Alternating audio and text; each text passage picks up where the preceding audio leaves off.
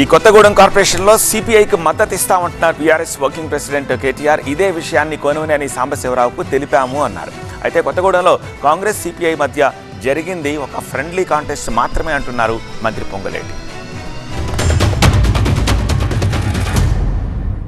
కొత్తగూడెం శాసనసభ్యులు రాష్ట్ర CPI secretary Sambasivarao గారితో కూడా నేను మాట్లాడాను. కొత్తగూడెంలో కూడా ఇది హంగ్ వచ్చింది.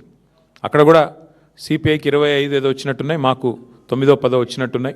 మేము మీతో కలిసి వస్తాము, కాంగ్రెస్ బీజేపీని అడ్డుకోవాల్సిన అవసరం ఉంది.